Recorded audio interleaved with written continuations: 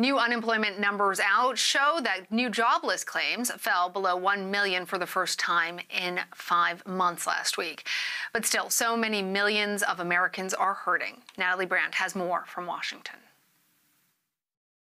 For the first time since mid-March, the number of Americans who signed up for jobless benefits has fallen below the 1 million mark.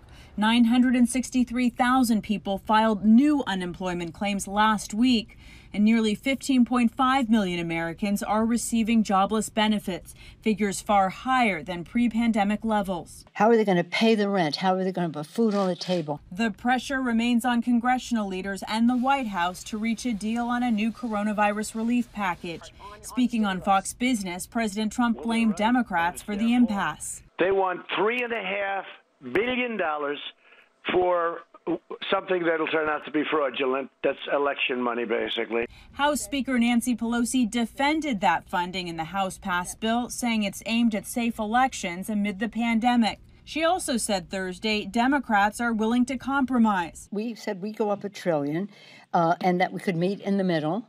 When they're ready to do that, we'll sit down. Senate Majority Leader Mitch McConnell accused Democratic leaders of playing politics. They're still rejecting any more relief for anyone unless they get a flood of demands with no relationship to COVID-19. One of the biggest sticking points has been the additional federal unemployment benefits that Democrats want to keep at $600 a week.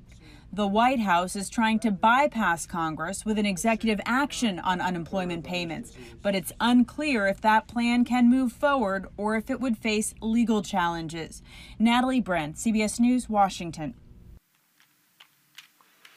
And with more on all of this, Skyler Henry joins us from the White House. Skyler, always a pleasure to see you. With the resurgence of the coronavirus, particularly in the South, President Trump again held a press conference today.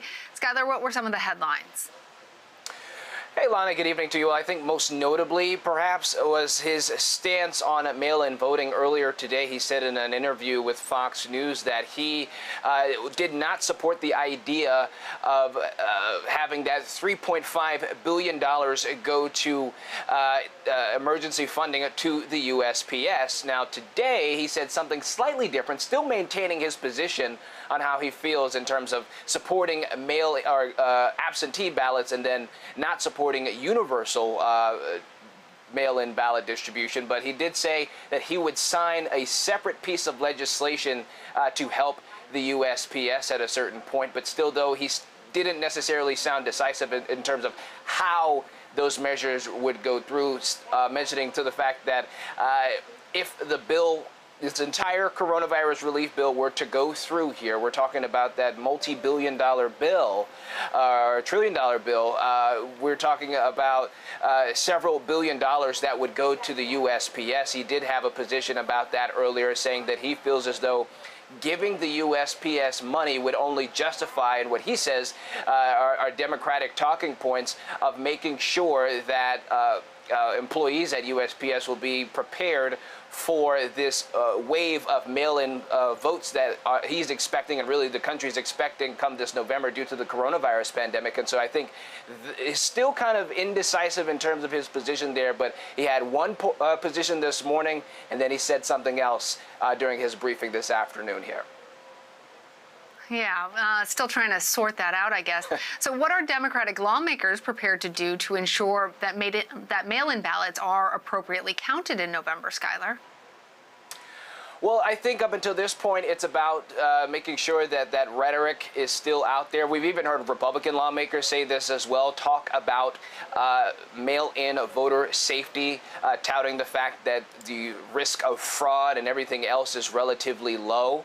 But they are still challenging the president and also challenging the Postmaster General to make sure that if there are any sort of delays with USPS, they need to be, one, held accountable for it, and two, there needs to be some sort of supplemental funding to make sure that this isn't the case come November. Obviously, you've seen critics come out to say things like, hey, the president is trying to rig this election, and the president maintains that he just doesn't want the risk of fraud to maintain here. He also said that he is concerned about foreign interference in the past as well, and so So there's two differing opinions here, but I think Democrats are going to continue to try to put pressure on not only the president, but the Postmaster General to try and ensure that there is going to be an accurate count when it comes to these ballots, obviously recognizing the fact that it will take a longer time than what we're used to in terms of elections and not getting those results back immediately on, say, November 3rd,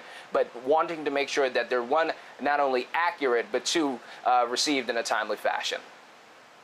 Yeah, we're all going to have to learn to be a little bit more patient, I think, in our position as we strive for accuracy in that ballot count. Well, Skylar, last weekend, President Trump authorized an additional $400 in weekly unemployment benefits. When might people begin to actually see those extra funds? So the short answer is not anytime soon. What we've seen and heard from a lot of experts around this, they've said that the earliest, if all of this were to go through with what the president has put forward or introduced in his executive order last week. Obviously, you heard in Natalie's piece the potential legal hurdles involved in all of this. But if this were all to go through, the earliest we could potentially see something is September.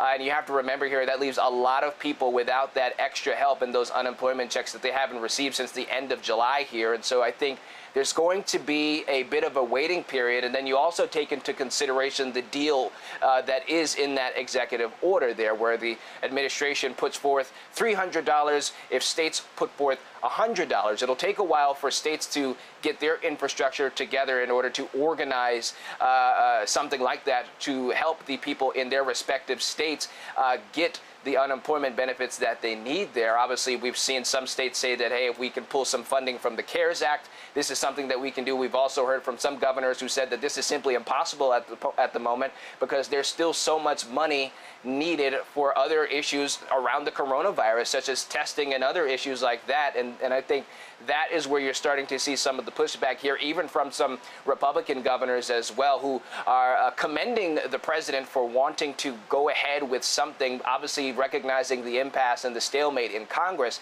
but still aren't necessarily sure how they're going to fund said thing. You have to remember, it isn't just, regular everyday Americans who are struggling here, but states are broke as well. Their budgets have been depleted because of the coronavirus as well. And so I think that there are a lot of moving parts that still haven't been determined yet when it comes to what needs to be done in order to get those $400 in regular Americans' pockets.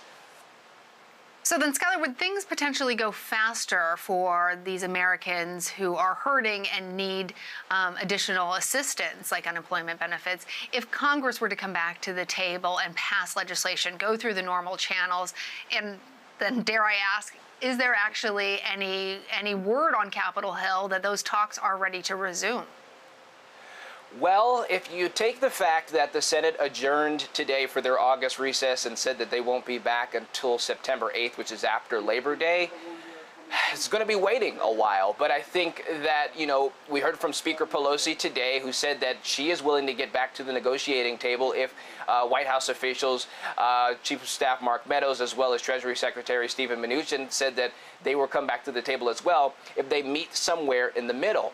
The Mnuchin and Meadows have maintained that they aren't going to budge from that $1 trillion price tag for their COVID relief package. And Pelosi and Senate Minority Leader Chuck Schumer have said that they will come down from their $3-point-some-odd trillion package to around $2 trillion, and they just want to meet somewhere in the middle there.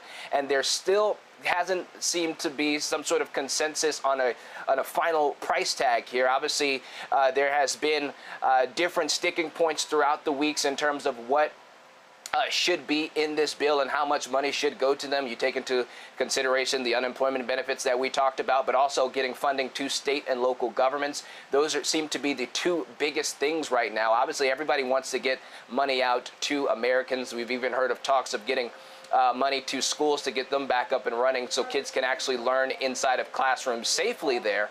But in terms of getting back to the negotiating table, it seems like the two sides, they'll touch base with one another every so often, but really kind of just leave it at that with not really trying to come together and find any sort of negotiation here as we continue to move forward here, Lana.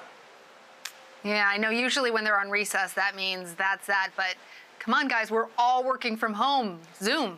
All right, let's switch gears a little bit. Joe Biden and running mate Kamala Harris have been slamming the president's coronavirus response, as you know, Skylar. What's the latest on their strategy? Well, the new Democratic presidential ticket, they came out today proposing something that I don't think we've necessarily heard from Joe Biden up until this point, and he's proposing a mask mandate for the next 3 months. We've always seen him wear a mask, right? I think up until the point where medical experts have come out to say that wearing a mask helped reduce the transmission of COVID. We've seen the former vice president come out with masks at several different public moments. We've even seen him do it privately as well. And so I think now both he and his vice presidential pick, Kamala Harris, have both come forward to say that they are proposing that they would like to see Americans be mandated to wear those masks for the next 3 months, and it could save potentially 40,000 people from dying from the coronavirus. And so I think that is something that comes into play. It's a contrast, if you will, if you talk about the positions, so to speak, between the Democratic ticket and the president and the vice president up until a certain point. You remember coming out of the gate, what we heard from the president for a large portion of that was, hey, we don't necessarily know if masks are effective. And then it got to a point where the president has said and continues to say that wear masks when deemed appropriate if you're in a crowd or if you're around or if you can't socially distance or anything like that. And so I think that is where the juxtaposition is between the two sides on their points of this whole mask wearing debate here, where Joe Biden and Kamala Harris are coming out of the gate here saying, hey, listen, no, we need to wear these masks in order to save lives. Yeah. Real quick, Skylar, President Trump announced a peace deal between Israel and the UAE on Thursday. What more do we know about this? Is this a big deal? This is a historic deal here, Lana. The first time that we've seen something like this happen in the last 26 years or so between the UAE and Israel, the Arab state, and a Jewish one. And really what this means is there are beginning diplomacy talks here. For a long time, countries in and around that region, the Middle East, they did not recognize Israel as a country in and of itself here. So that is significant right there. But then you also talk about just the diplomacy that goes into this here, where both sides are recognizing and taking the steps to go ahead and put embassies in both countries as well as ambassadors as well, and also talk about different things as it pertains to travel and trade and infrastructure and things like that, technology even. And so it is extremely significant there. The Trump administration, this is extremely, I would call it a win for them, so to speak, in terms of dealings in that region there. We've heard from his senior advisor, his son-in-law, Jared Kushner, who apparently led the way here, and he has been tasked from day one, so to speak, in terms of finding peace in the Middle East here. But in terms of looking for any sort of a ceremonious signing of this with the leaders, Benjamin Netanyahu and the like, the president said that it is possible that we could see something here in the next few weeks or so, where all three leaders from the UAE, from Israel, and of course here from the United States come together to acknowledge this signing here. And also what this means is that Israel will not seek annexation for areas throughout the West Bank here. Obviously, that's something that historically has been conflict in the past here. So this is something that is extremely significant for the region and really for all parties involved. All right, Skylar Henry, thank you. Thanks, Lana.